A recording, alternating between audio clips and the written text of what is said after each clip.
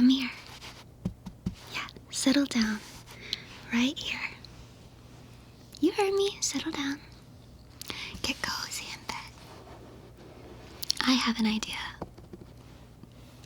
Hold on. I'm gonna snuggle up beside you. Okay.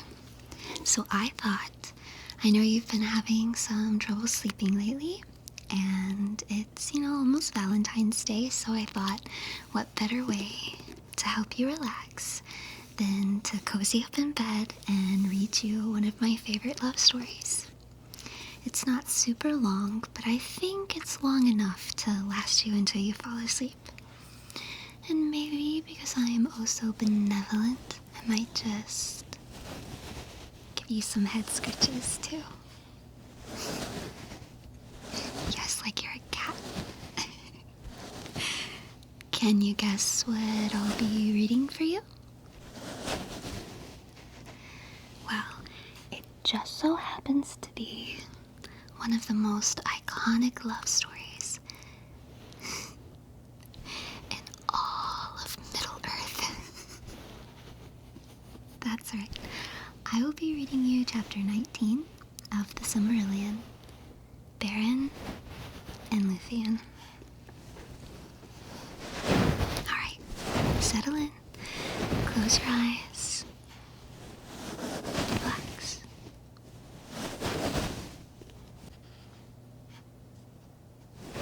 Alright, are you ready?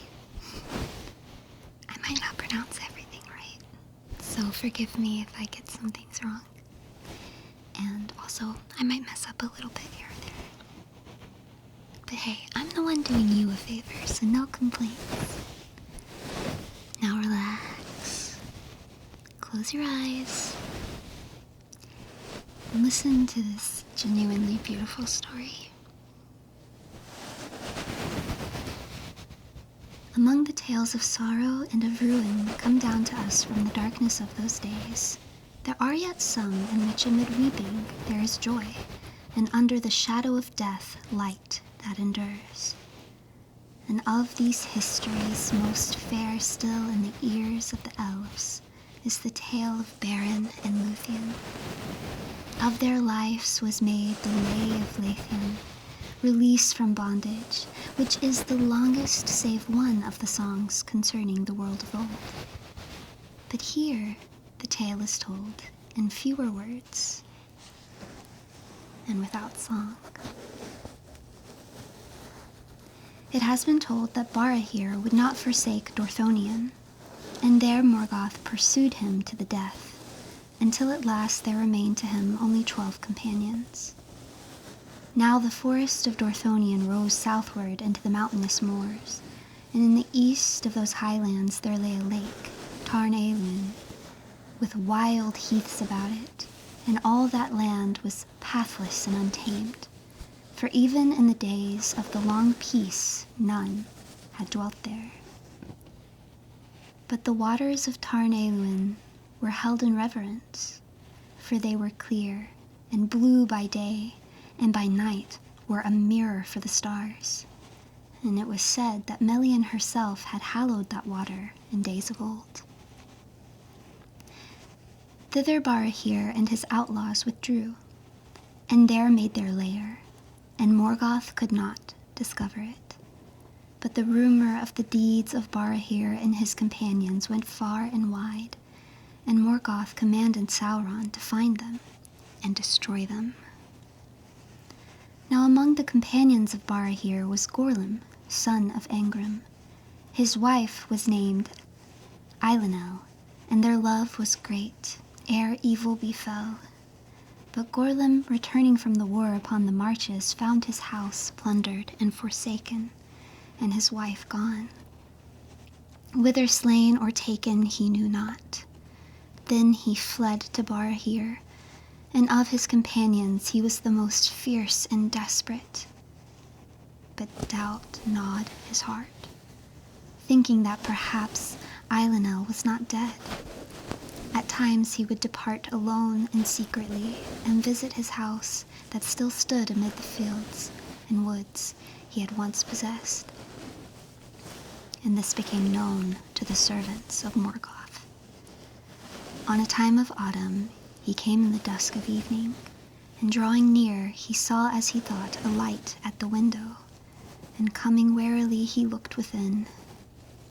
There he saw Eiluned, and her face was worn with grief and hunger, and it seemed to him that he heard her voice lamenting that he had forsaken her. But even as he cried aloud, the light was blown out in the wind. Wolves howled, and on his shoulders he felt suddenly the heavy hands of Sauron's hunters. Thus Gorlim was ensnared, and taking him to their camp they tormented him, seeking to learn the hidings of Barahir in all his ways. But nothing would Gorlim tell. Then they promised him that he should be released and restored to Eiluned if he would yield. And being at last worn with pain and yearning for his wife, he faltered.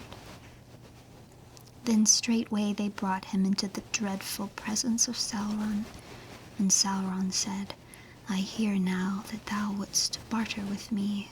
What is thy price?" And Gorlim answered that he should find Eiluned again, and with her be set free, for he thought that Eiluned also had been made captive. Then Sauron smiled, saying, "That is a small price for so great a treachery. So shall it surely be. Say on." Now Gorlim would have drawn back, but daunted by the eyes of Sauron, he told at last all that he would know.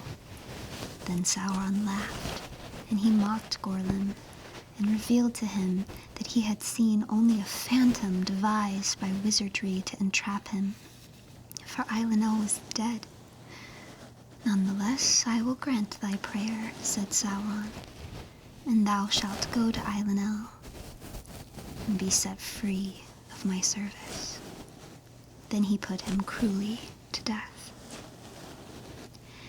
In this way, the hiding of Barahir was revealed, and Morgoth drew his net about it, and the orcs, coming in the still hours before dawn, surprised the men of Dorthonion and slew them all, save one.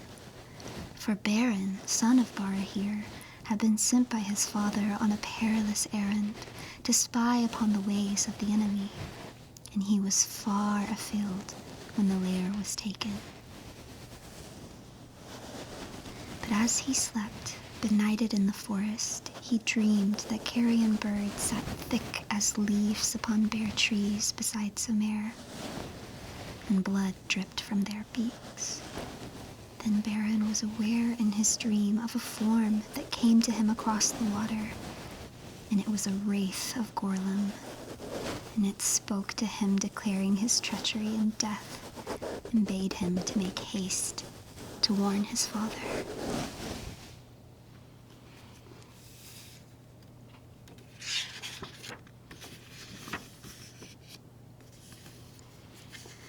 Then Beren awoke and sped through the night and came back to the lair of the outlaws on the second morning.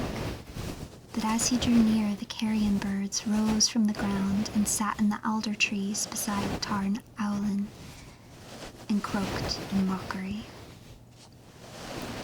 There Beren buried his father's bones and raised a cairn of boulders above him and swore upon it an oath of vengeance. First, therefore, he pursued the orcs that had slain his father and his kinsmen, and he found their camp by night at Rivel's Well, above the fen of Serek, and because of his woodcraft he came near to their fire unseen. There their captain made boast of his deeds, and he held up the hand of Barahir that he had cut off as a token for Sauron that their mission was fulfilled. And the ring of Felagund was on that hand. Then Beren sprang from behind a rock, and he slew the captain, and taking the hand and the ring he escaped, being defended by fate, for the orcs were dismayed, and their arrows wild. Therefore, for 4 years more Beren wandered still upon Dorthornian, a solitary outlaw, but he became the friend of birds and beasts, and they aided him and did not betray him. And from that time forth he ate no flesh nor slew any living thing that was not in the service of Morgoth. He did not fear death, but only captivity. And being bold and desperate, he escaped both death and bonds, and the deeds of lonely daring that he achieved were noised abroad throughout Beleriand, and the tale of them even came to Doriath. At length Morgoth set a price upon his head, no less than the price upon the head of Fingon, High King of the Noldor. But the orcs fled rather at the rumor of his approach than sought him out. Therefore, any army was sent against him under the command of Sauron, and Sauron brought werewolves, fell beasts inhabited by dreadful spirits that he had imprisoned in their bodies. All that land was now become filled with evil, and all clean things were departing from it. And Beren was pressed so hard that at last he was forced to flee from Dorthonion. In time of winter and snow, he forsook the land and grave of his father, and climbing into the high regions of Gorgoroth, the mountains of terror, he descried afar the regions of he descried afar the land of Doriath. There it was put into his heart that he would go down into the hidden kingdom, where no mortal foot had yet trodden. Terrible was his southward journey. Sheer were the precipices of arid Gorgoroth, and beneath their feet were shadows that were laid before the rising of the moon. Beyond lay of the wilderness of Dungortheb, where the sorcery of Sauron and the power of Melian came together, and horror and madness walked. There spiders of the fell race of Ungoliant abode, spinning their unseen webs in which all living things were snared. And monsters wandered there that were born in the long dark before the sun, hunting silently with many eyes. No food for elves or men was there in that haunted land, but death only. That journey is not accounted least among the great deeds of Beren, but he spoke of it to no one after, lest the horror return into his mind. And none know how he found a way, and so came by paths that no man nor elf else ever dared to tread to the borders of Doriath. And he passed through the mazes that Melian wove about the kingdom of Thingol, even as she had foretold, for a great doom lay upon him. It is told in the Lay of Lúthien that Beren came stumbling into Doriath gray and bowed as with many years of woe, so great had been the torment of the road. But wandering in the summer in the woods of Neldoreth, he came upon Lúthien, daughter of Thingol and Melian, at a time of evening under moonrise, as she danced upon the unfading grass in the glades beside Escalduin. Then all memory of his pain departed from him, and he fell into an enchantment, for Lúthien was the most beautiful of all the children of Ilúvatar. Blue was her raiment as the unclouded heaven, but her eyes were gray as the starlit evening. Her mantle was sewn with golden flowers, but her hair was dark as the shadows of twilight. As the light upon the leaves of the trees, as the voice of clear waters, as the stars above the mists of the world, such was her glory and her loveliness. And in her face was a shining light. But she vanished from his sight, and he became dumb, as one that is bound under a spell, and he strayed long in the woods, wild and wary as a beast, seeking for her. In his heart he called her Tinuviel, that signifies nightingale, daughter of twilight, in the grey elven tongue, for he knew no other name for her, and he saw her afar as leaves in the winds of autumn, and in winter as a star upon a hill, but a chain was upon his limbs.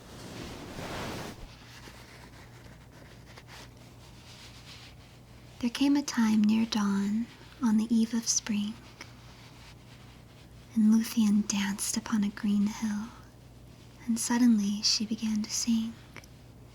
Keen, heart-piercing was her song as the song of the lark that rises from the gates of night and pours its voice among the dying stars, seeing the sun behind the walls of the world.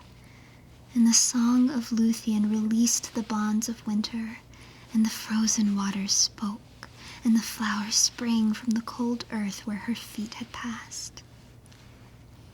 Then the spell of silence fell from Beren, and he called to her, crying, "Tnuviel," and the woods echoed her name. Then she halted in wonder, and fled no more, and Beren came to her. But as she looked on him, doom fell upon her, and she loved him. Yet she slipped from his arms and vanished from his sight, even as day was breaking.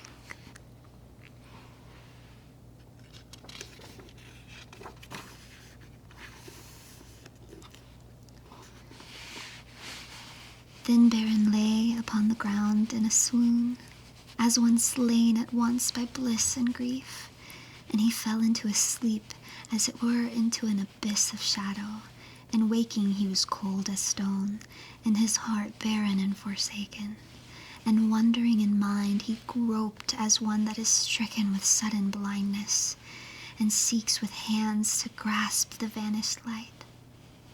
Thus he began the payment of anguish for the fate that was laid on him, and in this fate Lúthien was caught, and being immortal she shared in his mortality, and being free received his chain, and her anguish was greater than any other.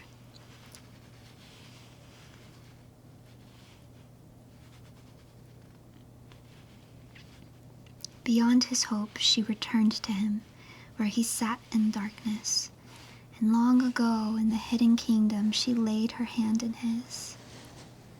Thereafter often she came to him, and they went in secret through the woods together from spring to summer, and no others of the children of Ilúvatar have had joy so great, though the time was brief. But Daeron the minstrel also loved Lúthien, and he espied her meetings with Beren, and betrayed them to Thingol.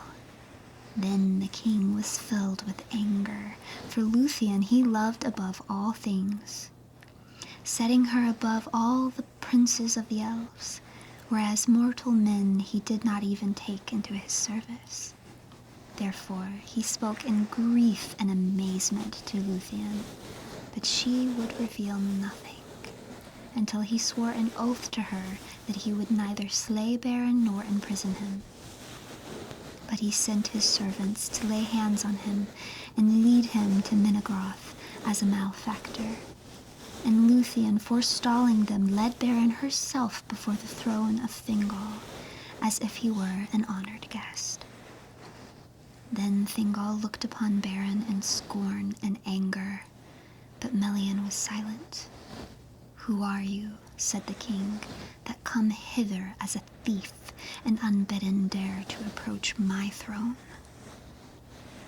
But Beren, being filled with dread, for the splendor of Minnegorth and the majesty of Thingol were very great, answered nothing. Therefore Lúthien spoke and said, "He is Beren, son of Barahir, lord of men, mighty foe of Morgoth, the tale of whose deeds is become a song even among the elves." "Let Beren speak," said Thingol. What would you hear, unhappy mortal? And for what cause have you left your own land to enter this, which is forbidden to such as you? Can you show reason why my power should not be laid on you in heavy punishment for your insolence and folly? Then Beren, looking up, beheld the eyes of Lúthien, and his glance went also to the face of Melian, and it seemed to him that words were put into his mouth. Fear left him, and the pride of the eldest house of men returned to him, and he said, My fate, O king, led me hither, through perils such as few of the elves would dare, and here I have fought what I sought not indeed. I have found what I sought not indeed, and finding I would possess forever. For it is above all gold and silver, and beyond all jewels, neither rock nor steel, nor the fires of Morgoth, nor all the powers of the elf kingdom shall keep me from the treasure that I desire. For Lúthien, your daughter, is the fairest of all the children of the world. Then silence fell upon the hall, for those that stood there were astounded and afraid, and they thought that Beren would be slain. But Thingol spoke slowly, saying, Death you have earned with these words, and death you should find suddenly, had I not sworn an oath in haste, of which I repent, base-born mortal, who in the realm of Morgoth has learnt to creep in secret as his spies and thralls. Then Beren answered, Death you can give me, earned or unearned, but the names I will not take from you of baseborn, nor spy, nor thrall. By the ring of Felagund that he gave to Barahir, my father, on the battlefield of the north, my house has not earned such names from any elf, be he king or no. His words were proud, and all eyes looked upon the ring, for he held it now aloft, and the green jewels gleamed there that the Noldor had devised in Valinor. For this ring was like to twin serpents, whose eyes were emeralds, and their heads met beneath a crown of golden flowers, that the one upheld and the other devoured. That was the badge of Finarfin in his house. Then Melian leaned to Thingol's side, and whispered in counsel, bade him to forego his wrath. For not by you, she said, shall Beren be slain, and far and free does his fate lead him in the end. Yet it is wound with yours. Take heed. But Thingol looked in silence upon Lúthien, and he thought in his heart, unhappy men, children of little lords and brief kings, shall such as these lay hands on you and yet live? Then breaking the silence, he said, I see the ring, son of Barahir, and I perceive that you are proud, and deem yourself mighty. But a father's deeds, even had his service been rendered to me, avail not to win the daughter of Thingol and Melian. See now, I too desire a treasure that is withheld, for rock and steel and the fires of Morgoth keep the jewel that I would possess against all the powers of the elf kingdoms. Yet I hear you say that bonds such as these do not daunt you. Go your way, therefore. Bring to me in your hand a Silmaril from Morgoth's crown, and then, if she will, Lúthien may set her hand in yours.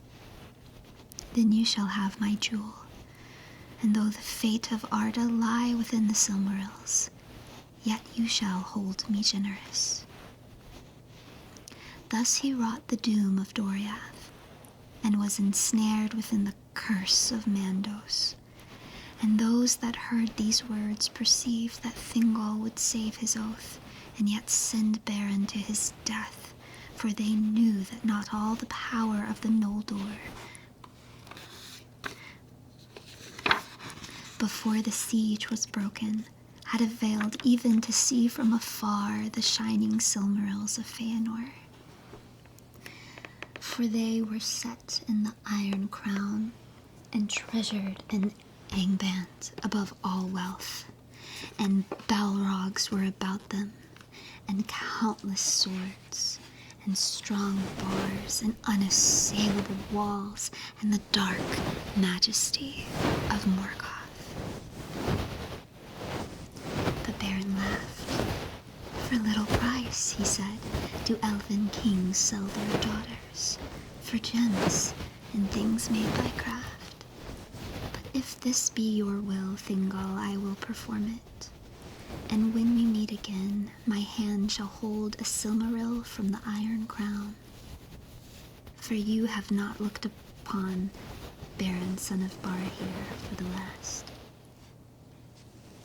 Then he looked in the eyes of Melian, who spoke not, and he bade farewell to Lúthien, to Nuvian, and bowing before Thingol and Melian, he put aside the guards about him, and departed from Menagorth alone.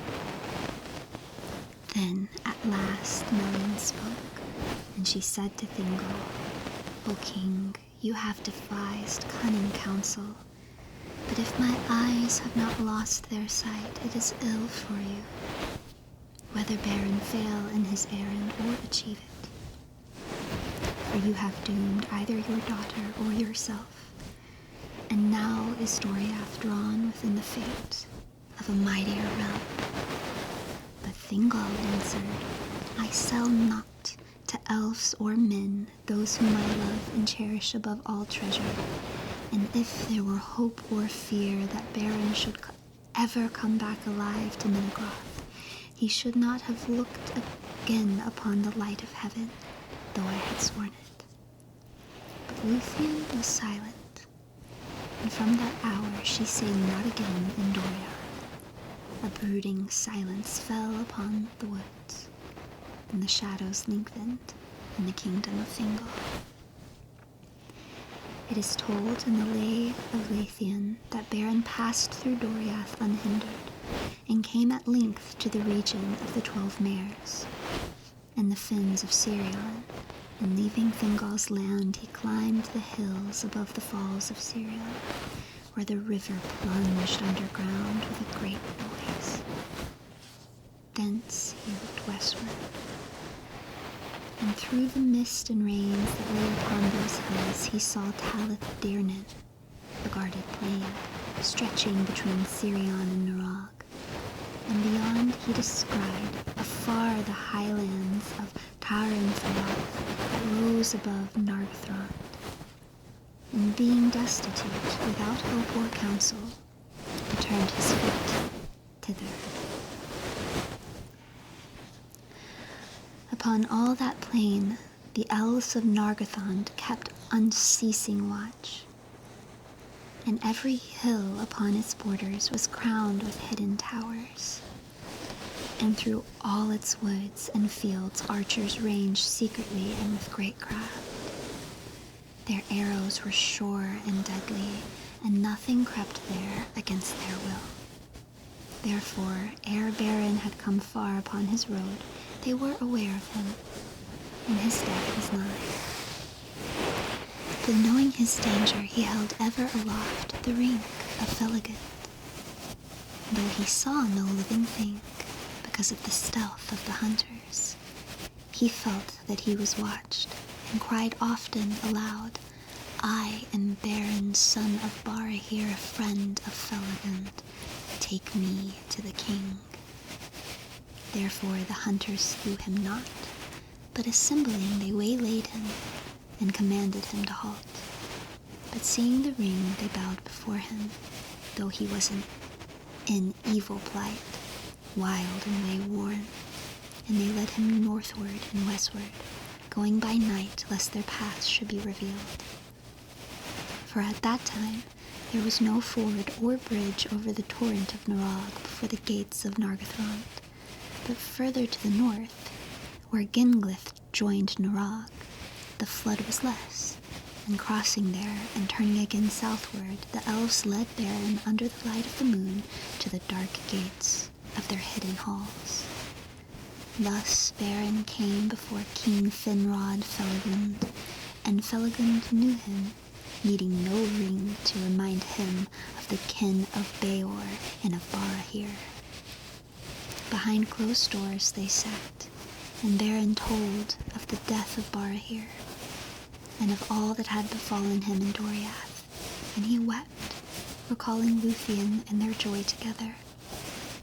But Felagund heard his tale in wonder and disquiet, and he knew that the oath he had sworn was come upon him for his death, as long before he had foretold to Galadriel. He spoke then to Beren in heaviness of heart. It is plain that Thingol desires your death, but it seems that this doom goes beyond his purpose, and that the oath of Feanor is again at work. For the Silmarils are cursed with an oath of hatred, and he that even names them in desire moves a great power from slumber. And the sons of Feanor would lay all the elf kingdoms in ruin rather than suffer any other than themselves to win or possess a Silmaril, for the oath drives them.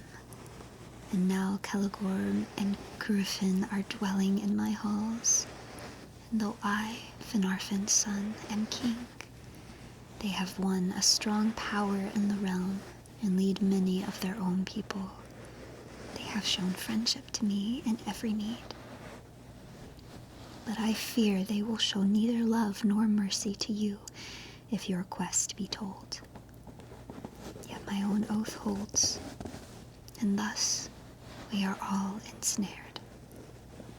Then King Felagund spoke before all his people, recalling the deeds of Barahir and his vow, and he declared that it was laid upon him to aid the son of Barahir in his need, and he sought the help of his chieftains. Then Celegorm arose amid the throng, and drawing his sword he cried, "Be he friend or foe, whether demon of Morgoth or elf or child of men, or any other living thing in Arda, neither law nor love nor league of hell nor might of the Valar nor any power of wizardry shall defend him from the pursuing hate of Feanor's sons, if he take or find a Silmaril and keep it. For the Silmarils we alone claim, until the world ends."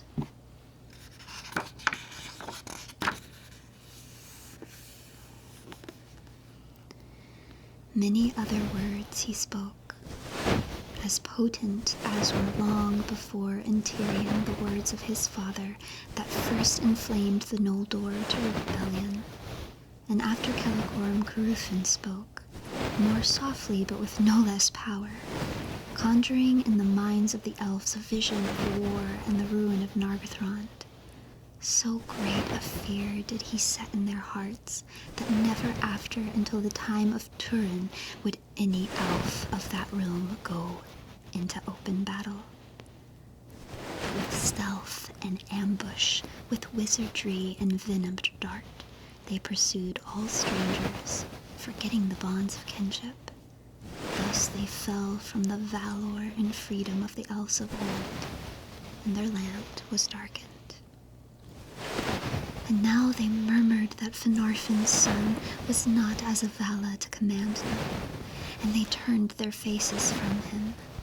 But the curse of Mandos came upon the brothers, and dark thoughts arose in their hearts, thinking to send forth Felagund alone to his death, and to usurp, it might be, the throne of Nargothrond, for they were of the eldest line of the princes of the Noldor.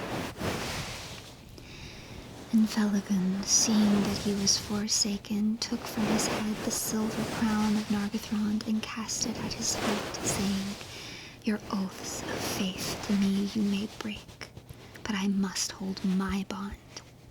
Yet if there be any on whom the shadow of our curse has not yet fallen, I should find at least a few to follow me, and should not go hence as a beggar that is thrust from the gates.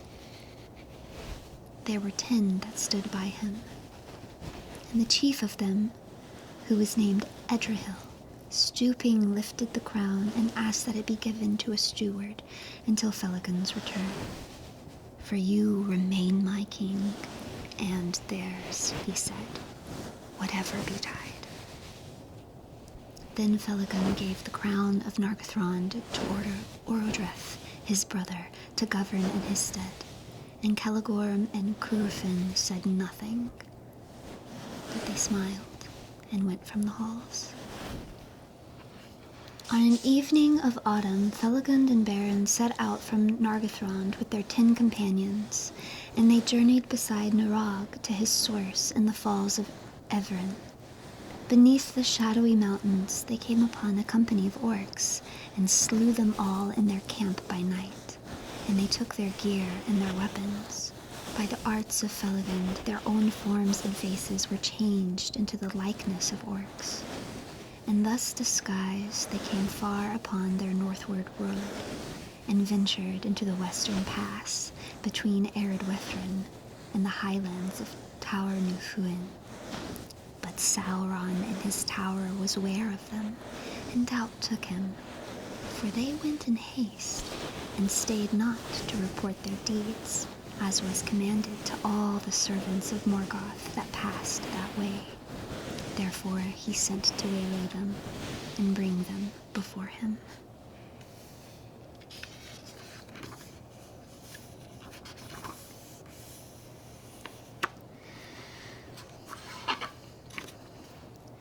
Thus befell the contest of Sauron and Felagund, which is renowned. For Felagund strove with Sauron in songs of power, and the power of the king was very great. But Sauron had the mastery, as is told in the Lay of Lúthien. He chanted a song of wizardry, of piercing, opening, of treachery, revealing, uncovering, betraying. Then sudden Felagund there swaying, saying in answer a song of staying, resisting, battling against power, of secrets kept, strength like a tower, and trust unbroken, freedom escape, of changing and of shifting shape, of snares eluded, broken traps, the prison opening, the chain that snaps. Backwards and forwards swayed their song, reeling and foundering, as ever more strong the chanting swelled. Felagund fought, and all the magic and might he brought of elveness into his words. Softly in the gloom they heard the birds singing afar in Nargothrond, the sighing of the sea beyond the western world on sand of pearls in elven land.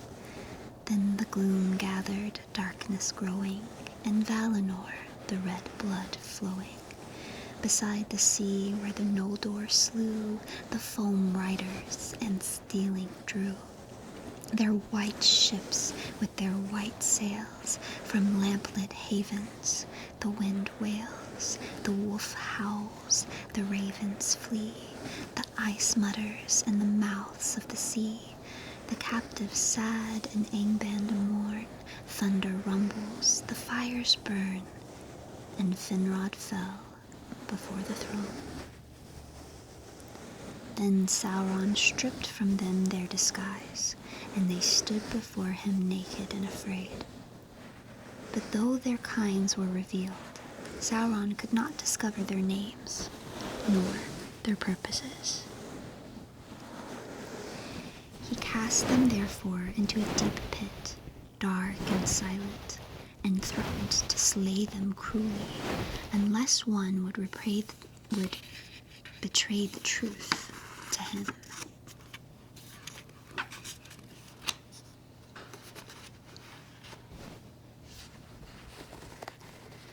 From time to time, they saw 2 eyes kindled in the dark, and a werewolf devoured one of the companions. But none betrayed their lord. In the time when Sauron cast Beren into the pit, a weight of horror came upon Lúthien's heart, and going to Melian for counsel, she learned that Beren lay in the dungeons of Tol-in-Gaurhoth without hope of rescue.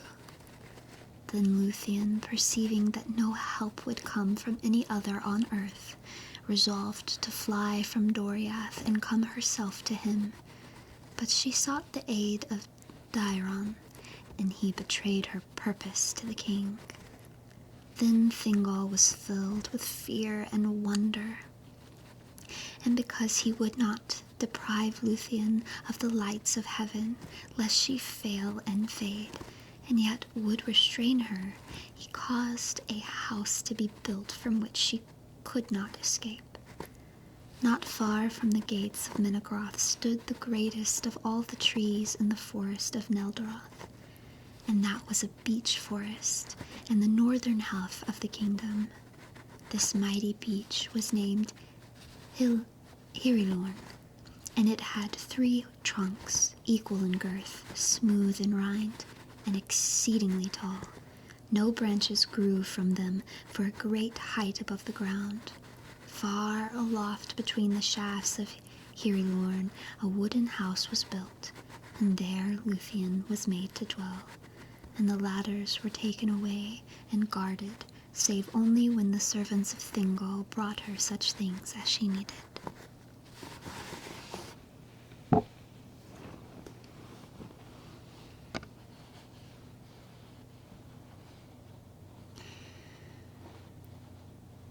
It is told in the Lay of Lúthien how she escaped from the house in Hirilorn, for she put forth her arts of enchantment, and caused her hair to grow great length, and of it she wove a dark robe that wrapped her beauty like a shadow, and it was laden with a spell of sleep. Of the strands that remained she twined a rope, and she let it down from her window, and as the end swayed above the guards that sat beneath the tree, they fell into a deep slumber. Then Lúthien climbed from her prison, and shrouded in her shadowy cloak, she escaped from all eyes, and vanished out of Doriath. It chanced that Celegorm and Curufin went on a hunt through the guarded plain. And this they did because Sauron, being filled with suspicion, sent forth many wolves into the Elflands. Therefore they took their hounds and rode forth, and they thought that ere they returned they might also hear tidings concerning King Felagund. Now the chief of the wolf-hounds that followed Celegorm was named Huan.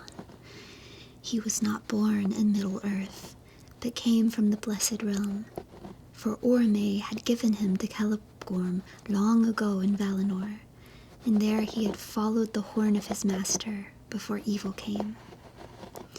And Huan followed Celegorm into exile and was faithful, and thus he too came under the doom of woe set upon the Noldor, and it was decreed that he should meet death, but not until he encountered the mightiest wolf that would ever walk the world.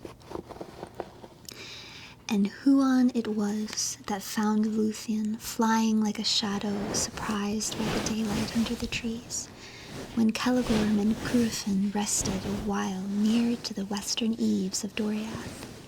For nothing could escape the sight and scent of Huan, nor could any enchantment stay him, and he slept not, neither by night nor day.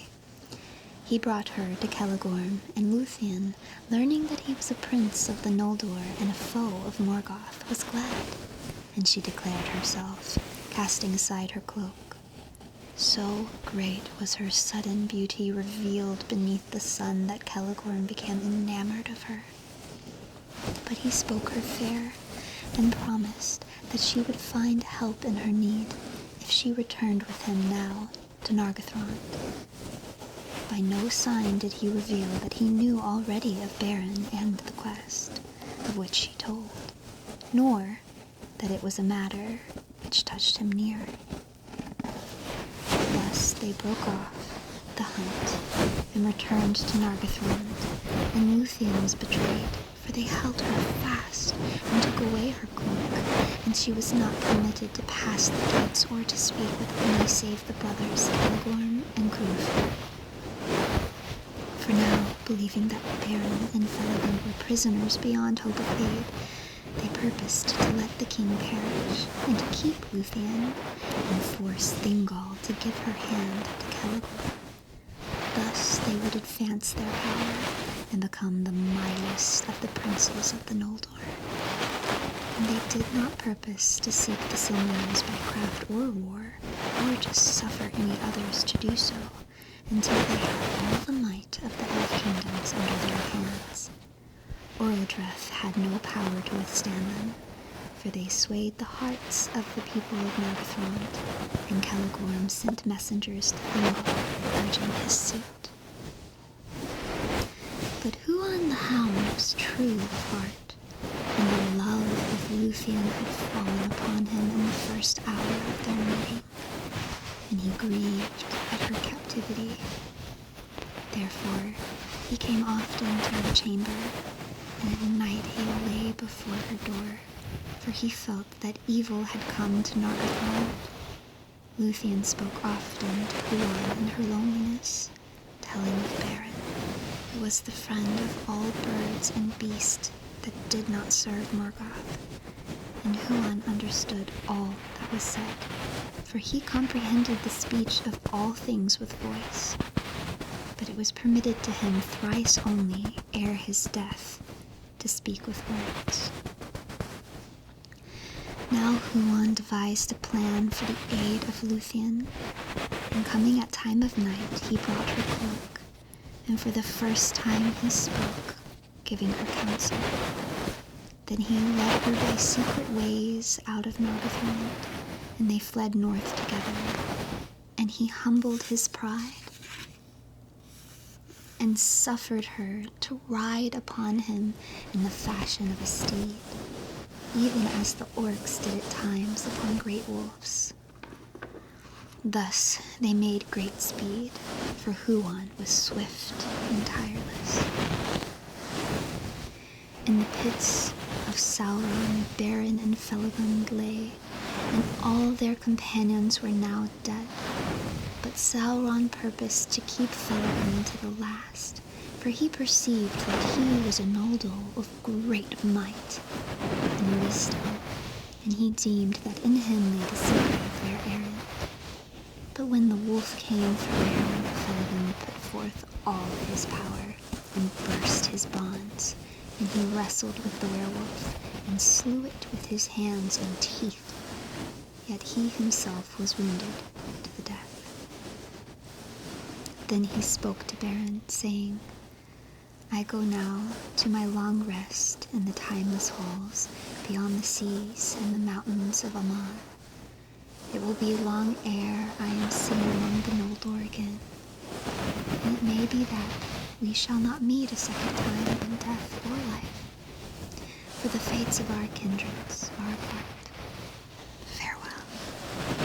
He died then in the dark, in Tol-in-Gaurhoth, whose great tower he himself had built. Thus King Finrod Felagund, fairest and most beloved of the house of Finrod, redeemed his oath. But Beren mourned beside him in despair.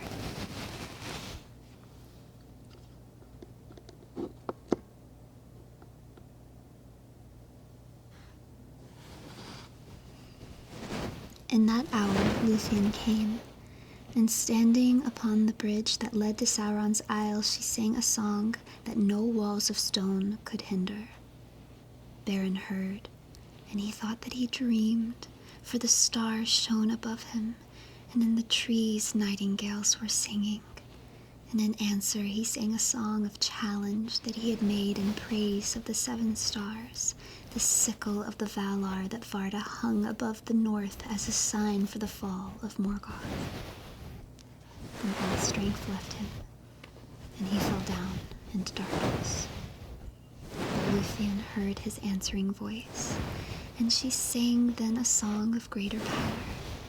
The wolves howled, and the isle trembled. Sauron stood in the high tower wrapped in his black thought, but he smiled hearing her voice, for he knew that it was the daughter of Melian. Fame of the beauty of Lúthien and the wonder of her song had long gone forth from Doria, and he thought to make her captive and hand her over to the power of Morgoth, for his reward would be great. Therefore he sent a wolf to the bridge, but Huan slew it silently. Still Sauron sent others one by one, and one by one Huan took them by the throat and slew them. Then Sauron sent Draugr, a dread beast, old and evil, lord and sire of the werewolves of Angband. His might was great, and the battle of Huan and Draugr was long and fierce. Yet at length Draugr escaped, and fleeing back into the tower, he died before Sauron's feet. And as he died, he told his master, "Huan is there." Now Sauron knew well, as did all in that land, the fate that was decreed for the Hound of Valinor, and it came into his thought that he himself would accomplish it. Therefore he took upon himself the form of a werewolf, and made himself the mightiest that yet walked the world, and he came forth to win the passage of the bridge.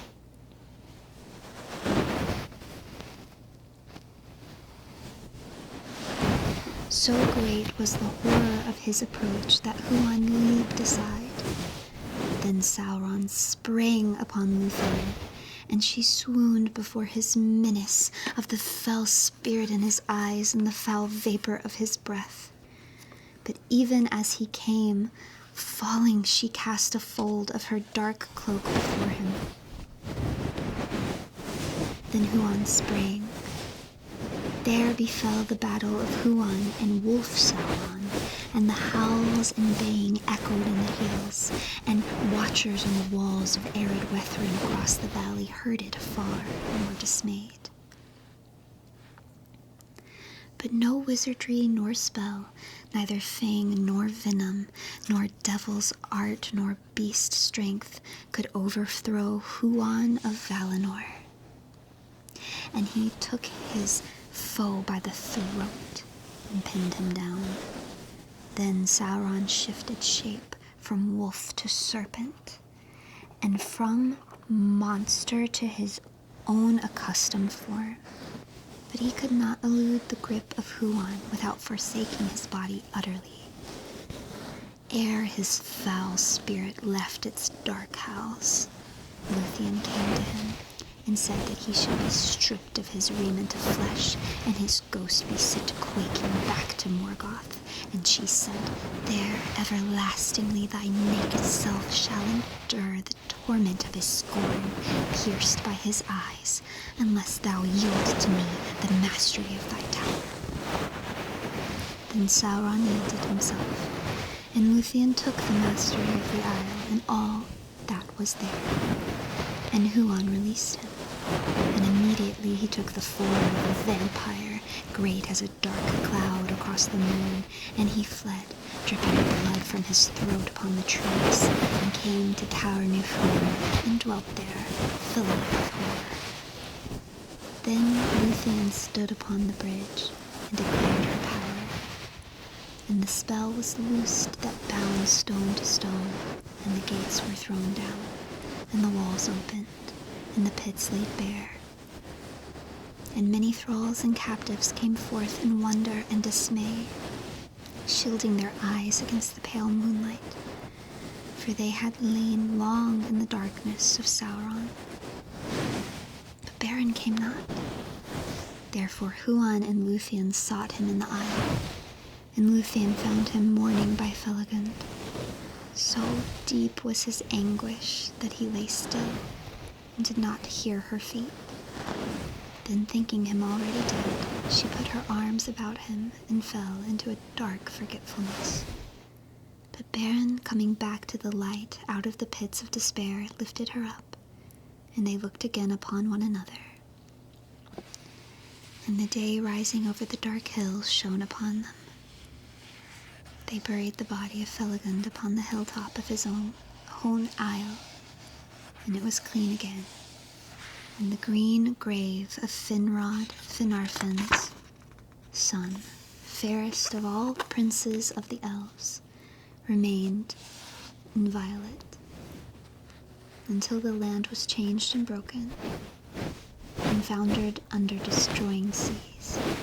But Finrod walks with Finarfin, his father, beneath the trees of Eldamar. Now Beren and Lúthien to Nuviel went free again together, walked through the woods, renewing for a time their joy. And though winter came, it hurt them not, for flowers lingered where Lúthien went, and the birds sang beneath the snow-clad hills. But Huan, being faithful, went back to Celegorm, his master, yet their love was no less than before. Yet their love was less than before. There was tumult in Nargothrond, for thither now returned many elves that had been prisoners in the Isle of Sauron, and a clamor arose that no words of Celegorm could still. They lamented bitterly the fall of Felagund, their king, saying that a maiden had dared that which the sons of Feanor had not dared to do. But many perceived that it was treachery rather than fear that had guided Celegorm and Curufin. Therefore the hearts of the people of Nargothrond were released from their dominion, and turned again to the house of Finarfin, and they obeyed Orodreth. But he would not suffer them to slay the brothers, as some desired, for the spilling of kindred blood by kin would bind the curse of Mandos more closely upon them all. Yet neither bread nor rest would he grant to Celegorm and Curufin within his realm, and he swore that there should be little love between Nargothrond and the sons of Feanor thereafter. Let it be so, said Celegorm, and there was a light of menace in his eyes, but Curufin smiled. Then they took horse and rode away like fire, to find if they might their kindred in the east. But none would go with them, not even those who were of their own people, for all perceived that the curse lay heavily upon the brothers, and that evil followed them. In that time Celebrimbor, the son of Curufin, repudiated the deeds of his father, and remained in Nargothrond, yet Huan followed still the horse of Celegorm, his master. Northward they rode, for they intended in their haste to pass through Dimbar, and along the north marches of Doriath, seeking the swiftest road to Himring, where Maedhros, their brother, dwelt.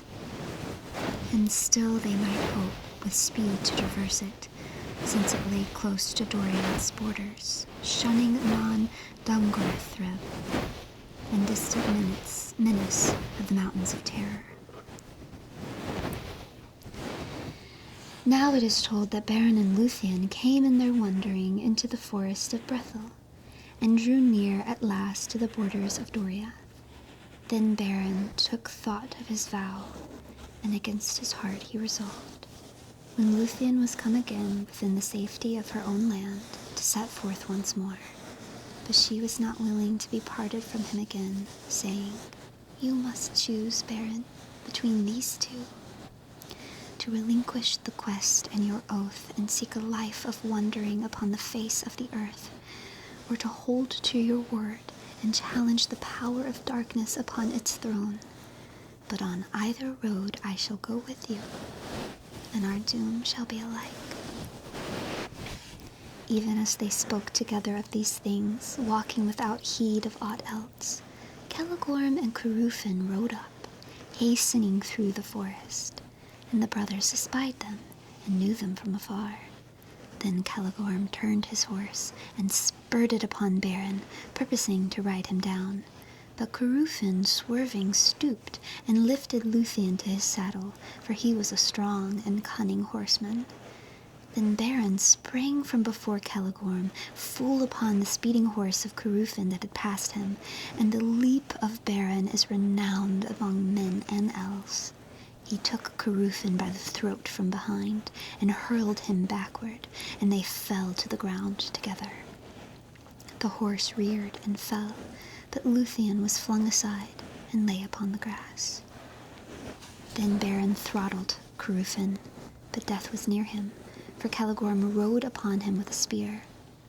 In that hour Huan forsook the service of Celegorm, and sprang upon him, so that his horse swerved aside, and would not approach Beren because of the terror of the great hound. Celegorm cursed both hound and horse, but Huan was unmoved. Then Lúthien, rising, forbade the slaying of Curufin, but Beren despoiled him of his gear and weapons, and took his knife, Angrist. That knife was made by Telkar of Nalgarad, and hung sheathless by his side. Iron it would cleave as if it were green wood. Then Beren, lifting Curufin, flung him from him, and bade him walk now back to his noble kinsfolk, who might teach him to turn his valor to worthier use. Your horse, he said, I keep for the service of Lúthien, and it may be accounted happy to be free of such a master. Then Curufin cursed Beren under cloud and sky. Go hence, he said, unto a swift and bitter death. Celegorm took him beside him on his horse, and the brothers made them as if to ride away. And Beren turned away and took no heed of their words. But Curufin, being filled with shame and malice, took the bow of Celegorm and shot back as they went, and the arrow was aimed at Lúthien. Huan, leaping, caught it in his mouth, but Curufin shot again, and Beren sprang before Lúthien, and the dart smote him in the breast. It is told that Huan pursued the sons of Feanor, and they fled in fear, and returning he brought to Lúthien an herb of the forest. With that leaf she staunched Beren's wound, and by her arts and by her love she healed him, and thus at last they returned to Doriath.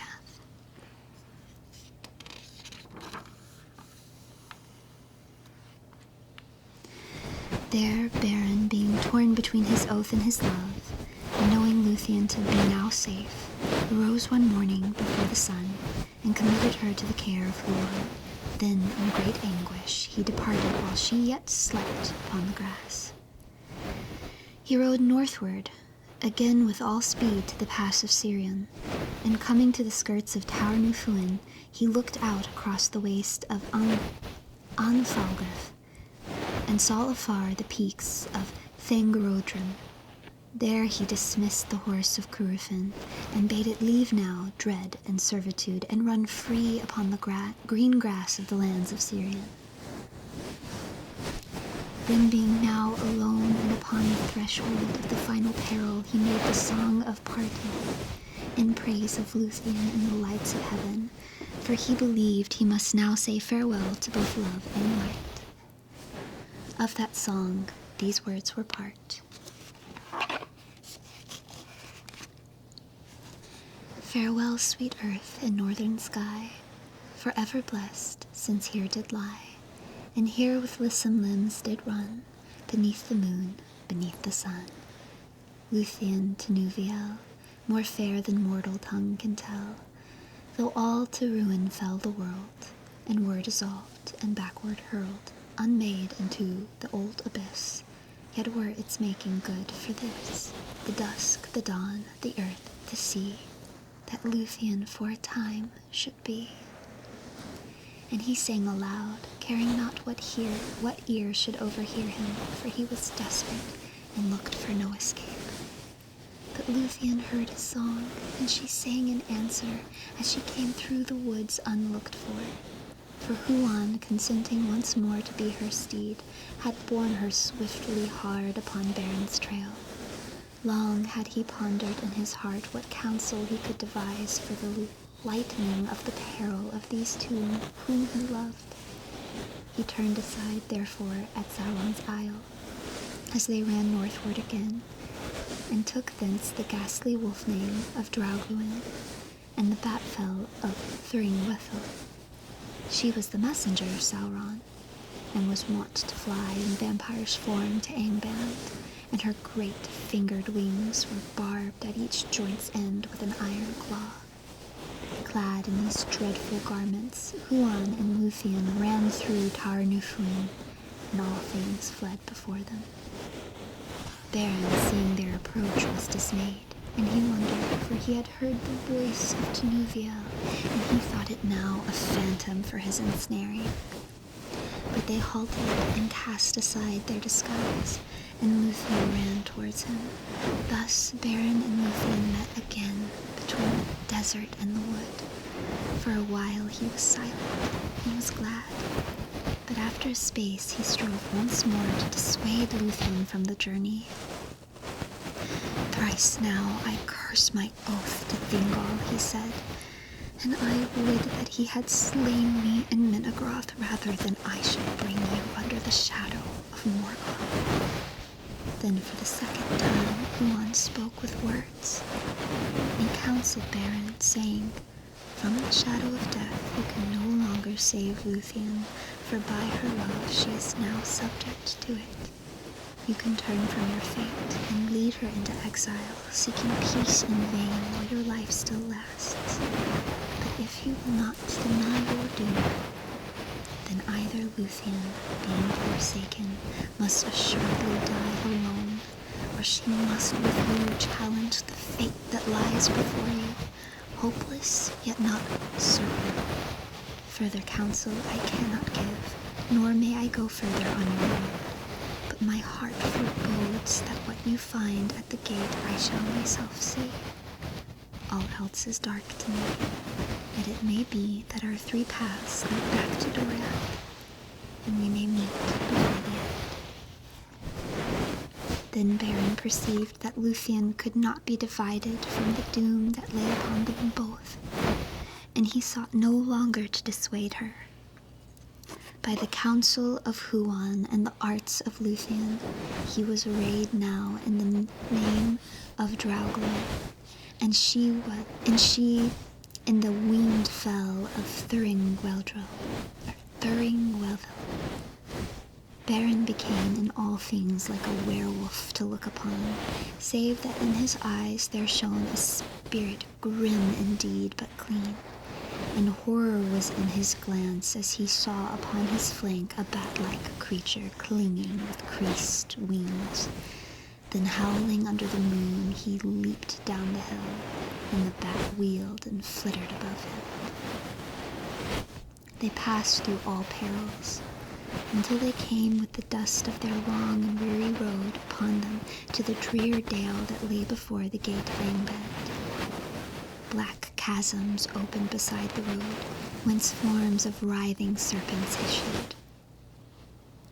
On either hand of the cliffs stood as embattled walls, and upon them sat carrion fowl, crying with fell voices. Before them was the impregnable gate, an arch wide and dark at the foot of the mountain. Above it reared 1,000 feet precipice. There dismay took them, for at the gate was a guard of whom no tidings had yet gone forth.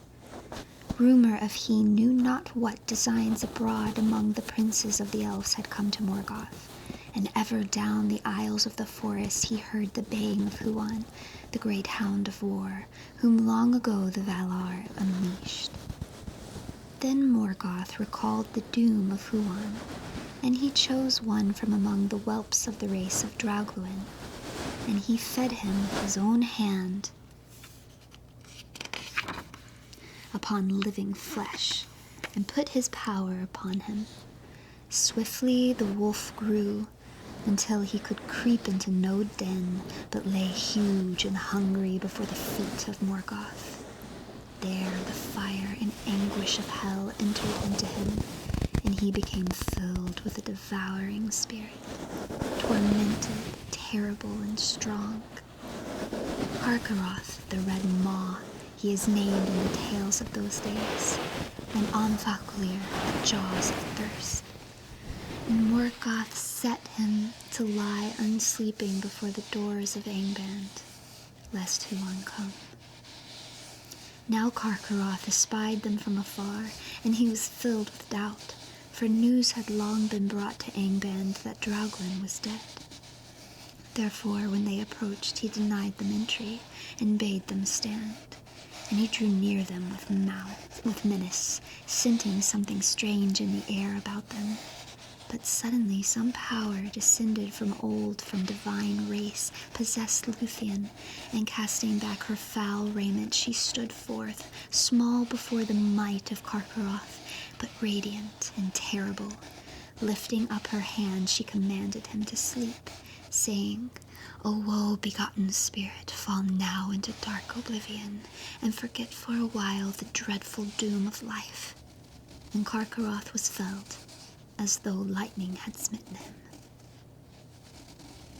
Then Beren and Lúthien went through the gate, and down the labyrinth stairs, and together wrought the greatest deed that has ever been dared by elves or men. For they came to the seat of Morgoth, in his nethermost hall that was upheld by horror, lit by fire, and filled with weapons of death and torment. There Beren slunk in wolf's form beneath his throne, but Lúthien was stripped of her disguise by the will of Morgoth, and he bent his gaze upon her. She was not daunted by his eyes, and she named her own name and offered her service to sing before him after the manner of a minstrel. Then Morgoth, looking upon her beauty, conceived in his thought an evil lust, in a design more dark than any that had yet come into his heart since he fled from Valinor. Thus he was beguiled by his own malice, for he watched her, leaving her free for a while, and taking secret pleasure in his thought. Then suddenly she eluded his sight, and out of the shadows began a song of such surpassing loveliness and of such blinding power that he listened perforce. And a blindness came upon him, and his eyes roamed to and fro, seeking her. All his court were cast down in slumber, and all the fires faded and were quenched. But the Silmarils and the crown on Morgoth's head blazed forth suddenly with a radiance of white flame, and the burden of that crown and of the jewels bowed down his head. And all the world were set upon it, laden with a weight of care, of fear, and of desire, that even the will of Morgoth could not support. Then Lúthien, catching up her renewed robe, sprang into the air, and her voice came dropping down like rain into pools, profound and dark. She cast her cloak before his eyes, and set upon him a dream dark as the outer void where once he walked alone. Suddenly he fell, as a hill sliding in avalanche, and hurled like thunder from his throne, lay prone upon the floors of hell. The iron crown rolled echoing from his head. All things were still. As a dead beast, Beren lay upon the ground, but Lúthien, touching him with her hand, aroused him, and he cast aside the wolf-hane. Then he drew forth the knife Angrist. From the iron claws that held it, he cut a Silmaril. As he closed it in his hand, the radiance welled through his living flesh, and his hand became as a shining lamp, but the jewel suffered his touch and hurt him not. It came then into Beren's mind that he would go beyond his vow, and bear out of Angband all three of the jewels of Feanor. But such was not the doom of the Silmarils. The knife Angrist snapped, and a shard of the blade flying smote the cheek of Morgoth. He groaned and stirred, and all the host of Angband moved in sleep. Then terror fell upon Beren and Lúthien, and they fled, heedless and without disguise, desiring only to see the light once more. They were neither hindered nor pursued, but the gate was held against their going out, for Carcharoth had arisen from sleep, and stood now in wrath upon the threshold of Angband. Before they were aware of him, he saw them, and sprang upon them as they ran. Lúthien was spent, and she had not time nor strength to quell the wolf, but Beren strode forth before her, and in his right hand he held aloft the Silmaril. Carcharoth halted, and for a moment was afraid. "Get you gone and fly," cried Beren, "for here is a fire that shall consume you and all evil things." And he thrust the Silmaril before the eyes of the wolf. But Carcharoth looked upon that holy jewel and was not daunted, and the devouring spirit within him awoke to sudden fire. And gaping, he took suddenly the hand within his jaws, and he bit it off at the wrist. Then swiftly all his inwards were filled with flame of anguish, and the Silmaril seared his accursed flesh. Howling he fled before them, and the walls of the valley of the gate echoed with the clamor of his torment. So terrible did he become in his madness that all the creatures of Morgoth that abode in that valley, or were upon any of the roads that led thither, fled far away. For he slew all living things upon any of the roads that stood in his path, and burst from the north with ruin upon the world. Of all the terrors that came ever into Balerion ere Angband's fall, the madness of Carcharoth was the most dreadful, for the power of the Silmaril was hidden within him. Now Beren lay in a swoon within the perilous gate, and death drew nigh him, for there was venom on the fangs of the wolf. Lúthien with her lips drew out the venom, and she put forth her failing power to staunch the hideous wound. But behind her, in the depths of Angband, the rumor grew of great wrath arose. The host of Morgoth were awakened. Thus the quest of the Silmarils was like to have ended in ruin and despair. But in that hour, above the wall of the valley, 3 mighty birds appeared, flying northward with wings swifter than the wind. Among all birds and beasts, the wandering in need of Beren had been noised, and Huan himself had bidden all things watch, that they might bring him aid. High above the realm of Morgoth, Thrandur and his vassal's sword. And seeing now the madness of the wolf and Beren's fall, they came swiftly down, even as the powers of Angband were released from the toils of sleep. Then they lifted up Lúthien and Beren from the earth, and bore them aloft into the clouds. Below them suddenly thunder rolled, lightnings leaped upward, and the mountains quaked. Fire and smoke belched forth from Thangorodrim, and flaming bolts were hurled far abroad, falling ruinous upon the lands. And the Noldor in Hithlum trembled.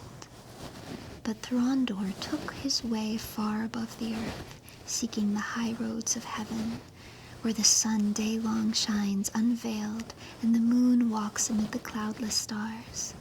Thus they passed swiftly over Dor new Falglith, and over Tower new Fuin, and came above the hidden valley of Tumladin. No cloud nor mist lay there, and looking down, Lúthien saw far below, as a white light starting from a green jewel, the radiance of Gondolin, the fair, where Turgon dwelt. But she wept, for she thought that Beren would surely die. He spoke no word, nor opened his eyes, and knew thereafter nothing of his flight. And at the last the eagles set them down upon the borders of Doria, and they were come to that same dell whence Beren had stolen in despair and left Lúthien asleep. There the eagles laid her at Beren's side and returned to the peaks of Carcharoth and their high eyries. But Huan came to her, and together they tended Beren, even as before when she healed him of the wound that Curufin gave him. But this wound was foul and poisonous. Long Beren lay, and his spirit wandered upon the dark borders of death, knowing ever an anguish that pursued him from dream to dream. Then suddenly, when her hope was almost spent, he woke again and looked up, seeing leaves against the sky, and he heard beneath the leaves singing soft and slow beside him, Lúthien the Nuvio. And it was spring again. Thereafter Beren was named Erkamnion, which is the one-handed, and suffering was graven in his face. But at last he was drawn back to life by the love of Lúthien, and he arose, and together they walked in the woods once more. And they did not hasten from that place, for it seemed fair to them.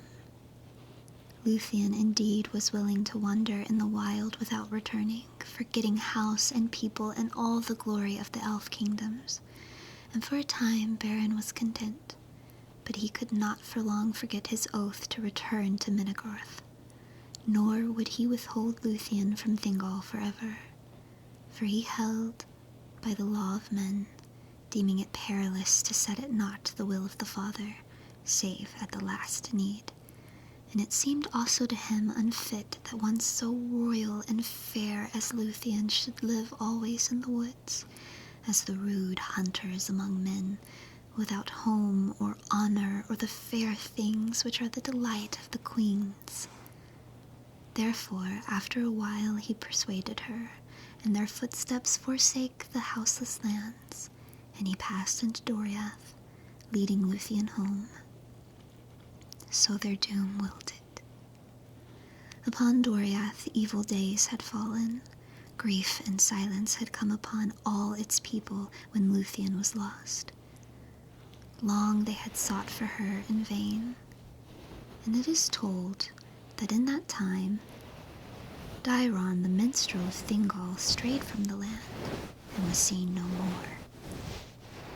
He it was that made music for the dance and song of Lúthien before Beren came to Doriath, and he had loved her and set all his thought of her in his music. He became the greatest of all the minstrels of the elves east of the sea, named even before Maglor, son of Feanor. But seeking for Lúthien in despair, he wandered upon strange paths, and passing over the mountains, he came into the east of Middle-earth, where for many ages he made lament beside dark waters for Lúthien, daughter of Thingol, most beautiful of all living things. In that time Thingol turned to Melian, but now she withheld her counsel from him, saying that the doom that he had devised must work to its appointed end, and that he must wait now upon time. But Thingol learned that Lúthien had journeyed far from Doriath, for messages came secretly from Celegorm, as has been told, saying that Felagund was dead, and Beren was dead, but Lúthien was in Nargothrond, and that Celegorm would wed her. Then Thingol was wrathful, and he sent forth spies, thinking to make war upon Nargothrond, and thus he learned that Lúthien was again fled, and that Celegorm and Curufin were driven from Nargothrond. Then his counsel was in doubt, for he had not the strength to assail the 7 sons of Feanor, but he sent messengers to Himring to summon their aid in seeking for Lúthien, since Celegorm had not sent her to the house of her father, nor had he kept her safely. But in the north of his realm his messengers met with a peril sudden and unlooked for, the onslaught of Carcharoth, the wolf of Angband. In his madness he had run, ravening from the north, and passing at length over Tar-Nufuin upon its eastern side, he came down from the sources of Escalduin like a destroying fire. Nothing hindered him, and the might of Melian upon the borders of the land stayed him not, for fate drove him, and the power of the Silmaril that he bore to his torment. Thus he burst into the inviolate woods of Doriath, and all fled away in fear. Alone of the messengers, Mablung, chief captain of the king, escaped, and he brought the dread tidings to Thingol. Even in that dark hour, Beren and Lúthien returned, hastening from the west, and the news of their coming went before them like a sound of music borne by the wind into the dark houses where men sit sorrowful. They came at last to the gates of Menegroth, and a great host followed them. Then Beren led Lúthien before the throne of Thingol her father, and he looked in wonder upon Beren, whom he had thought dead, but he loved him not, because of the woes that he had brought upon Doriath. But Beren knelt before him, and said, I return according to my word. I am come now to claim my own. And Thingol answered, What of your quest, and of your vow? But Beren said, It is fulfilled. Even now, a Silmaril is in my hand. Then Thingol said, Show it to me. And Beren put forth his left hand, slowly opening its fingers, but it was empty. Then he held out his right arm, and from that hour he named himself Camnost, the empty-handed. Then Thingol's mood was softened, and Beren sat before his throne upon the left, and Lúthien upon the right, and they told all the tale of the quest, while all there listened and were filled with amazement.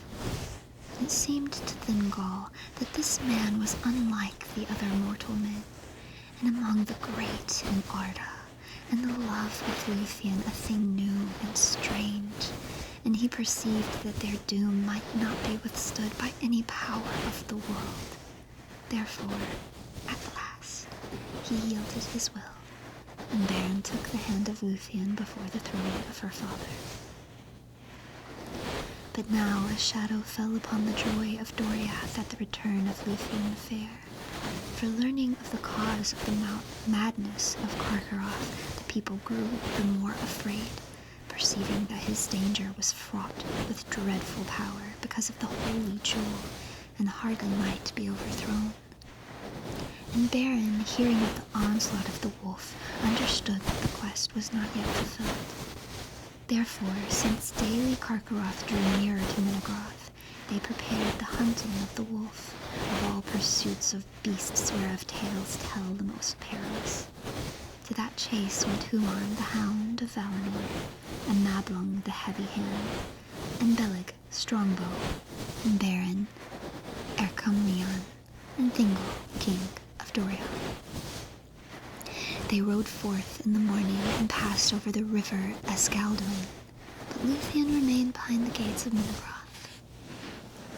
A dark shadow fell upon her, and it seemed to her that the sun had sickened and turned black. The hunters turned east and north, and following the course of the river they came at last upon Carcharoth the wolf in a dark valley, down the northern side, whereof Escalduin fell in a torrent over steep falls. At the foot of the falls Carcharoth drank to ease his consuming thirst, and he howled, and thus they were aware of him. But he, espying their approach, rushed not suddenly to attack them. It may be that the devil's cunning of his heart awoke, being for a moment eased of his pain by the sweet waters of Escalduin, and even as they rode towards him he slunk aside into a deep brake, and there led hid. But they set a guard about all that place, and waited, and the shadows grew long in the forest. Beren stood beside Thingol, and suddenly they were aware that Huan had left their side. Then a great baying awoke in the thicket, for Huan becoming impatient and desiring to look upon this wolf, had gone in alone to dislodge him. But Carcharoth avoided him, and bursting from the thorns leaped suddenly upon Thingol. Swiftly Beren strode before him with a spear, but Carcharoth swept it aside and felled him, biting at his breast. In that moment, Huan leaped from the thicket upon the back of the wolf, and they fell together, fighting bitterly, and no battle of wolf and hound has been like to it. For in the baying of Huan was heard the voice of the horns of Worome and the wrath of the Valar. But in the howls of Carcharoth was the hate of Morgoth, and a malice cooler than teeth of steel. And the rocks were rent by their clamor and fell on high and choked the falls of Escaldwin. There they fought to the death, but Thingol gave no heed, for he knelt by Beren, seeing that he was sorely hurt. Huan in that hour slew Carcharoth, but there in the woven woods of Doriath his own doom long spoken was fulfilled, and he was wounded mortally, and the venom of Morgoth entered into him. Then he came, falling beside Beren, spoke for the third time with words, and he bade Beren farewell before he died. Beren spoke not, but laid his hand upon the head of the hound, and so they parted. Mablung and Beleg came hastening to the king's aid, but when they looked upon what was done, they cast aside their spears and wept. Then Mablung took a knife and ripped up the belly of the wolf, and within he was, well nigh all consumed as with a fire. But the hand of Beren that held the jewel was yet incorrupt. But when Mablung reached forth to touch it, the hand was no more, and the Silmaril lay there unveiled, and the light of it filled the shadows of the forest.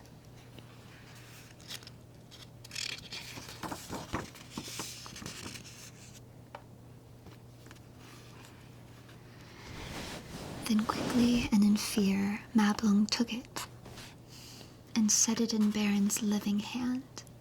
And Beren was aroused by the touch of the Silmaril, and held it aloft, and bade Thingol receive it. Now is the quest achieved, he said, and my doom full wrought. And he spoke no more. They bore back Beren Canlos, son of Barahir, upon a bier of branches, with Huan the wolfhound at his side. And night fell ere they returned to Minnegorth. At the feet of Hirelorn, the great beach, Lúthien met them walking slow, and some bore torches beside the bear. There she set her arms about Beren and kissed him, bidding him await her beyond the western sea. And he looked upon her eyes ere the spirit left him. But the starlight was quenched, and darkness had fallen even upon Lúthien to Nuviel. Thus ended the quest of the Silmaril. But the lay of Lúthien, release from bondage, does not end. For the spirit of Beren at her bidding tarried in the halls of Mandos, unwilling to leave the world, until Lúthien came to say her last farewell upon the dim shores of the outer sea, whence men that die set out never to return. But the spirit of Lúthien fell down into darkness, and at the last it fled, and her body lay like a flower that is suddenly cut off, and lies for a while unwithered on the grass. Then a winter, as it were the hoar age of mortal men, fell upon Thingol. But Lúthien came to the halls of Mandos, where are the appointed places, beyond the mansions of the west, upon the confines of the world. There those that wait to sit in the shadow of their thought. But her beauty was more than their beauty, and her sorrow deeper than their sorrows, and she knelt before Mandos and sang to him. The song of Lúthien before Mandos was the song most fair that ever in words was woven, and the song most sorrowful that ever the world shall hear. unchanged, imperishable. It is sunk still in Valinor beyond the hearing of the world, and listening the Valar are grieved. For Lúthien wove two themes of words, of the sorrow of the Eldar and the grief of men, of the two kindreds that were made by Ilúvatar to dwell in Arda, the kingdom of the earth amid the innumerable stars. And as she knelt before him, her tears fell upon his feet like rain upon the stones. And Mandos was moved to pity. Never before was so moved, nor has been since. Therefore he summoned Beren, and even as Lúthien had spoken in the hour of his death, they met again beyond the western sea. But Mandos had no power to withhold the spirits of men that were dead within the confines of the world after their time of waiting, nor could he change the fates of the children of Ilúvatar. He went therefore to Manwë, Lord of the Valar, who governed the world under the hand of Ilúvatar. And Manwë sought counsel in his inmost thought, where the will of Ilúvatar was revealed. These were the choices that he gave to Lúthien. Because of her labors and her sorrow, she should be released from Mandos and go to Valimar, there to dwell until the world's end among the Valar, forgetting all griefs that her life had known. Thither Beren could not come, for it was not permitted to the Valar to withhold death from him, which is the gift of Ilúvatar to men. But the other choice was this, that she might return to Middle-earth, and take with her Beren, there to dwell again, but without certitude of life or joy. Then she would become mortal, and subject to a second death, even as he. And ere long she would leave the world forever, and her beauty become only a memory and song. This doom she chose, forsaking the blessed realm, and putting aside all claim to kinship with those that dwell there, that thus whatever grief might lie in wait, the fates of Beren and Lúthien might be joined, and their paths led together beyond the confines of the world. So it was that alone of the Eldalie she has died indeed, and left the world long ago. Yet in her choice the two kindreds have been joined, and she is the forerunner of many in whom the Eldar see yet, though all the world is changed, the likeness of Lúthien the Beloved, whom they have lost.